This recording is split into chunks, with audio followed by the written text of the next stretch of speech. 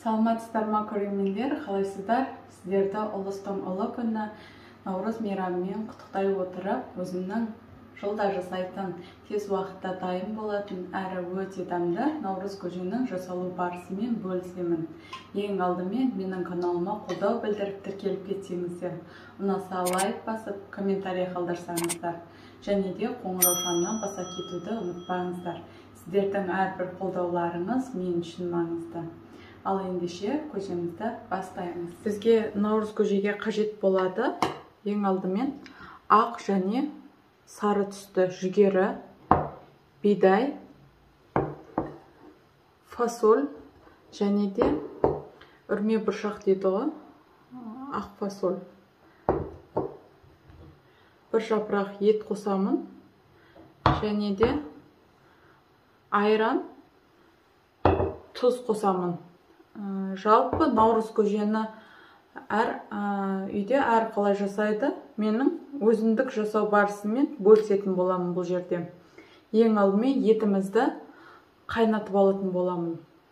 Ал бисмилля деп етімізді суға салып қайнатып аламыз. Бір қайнағаннан кейін көбігін алып жүгері дәндерімізді сала берсек болады.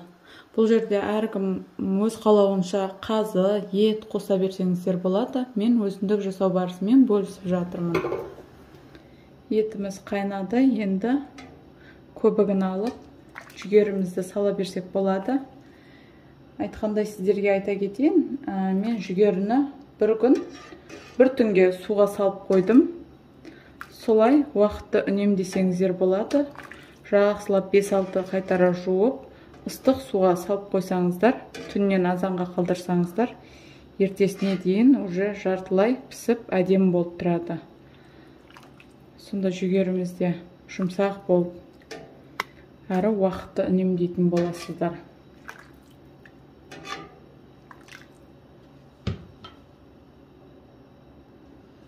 Көбігін алып болғаннан кейін бірінші мен жүгеріні саламын. Араға бір 20 минуттан кейін қызыл фасольді, ақ фасольді салып жіберемін. Ал тағы да қайнатамыз. Енді қалған дәндерді қоса берсек болады.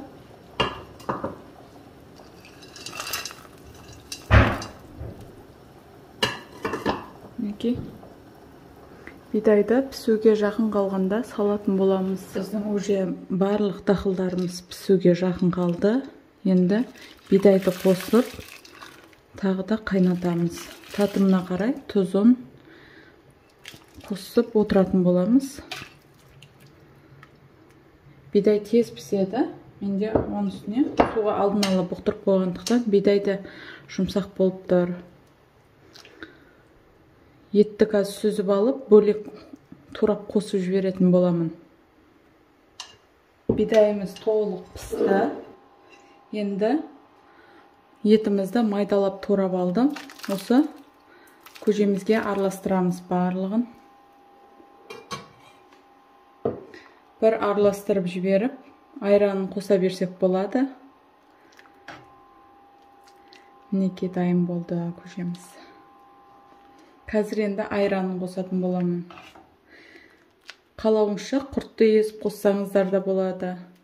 Мен айран қосамын, тұщы айранмен әдемі болады наурыз көже. Неге көжемізге айранды жақсылап араластырып қосып жатырмын.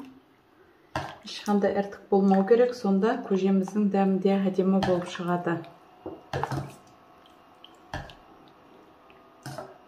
Керемет. Сіздер де менің рецептіммен жасап көріңіздер. Бізге ас болсын, сіздермен болған мен Гүлжанар.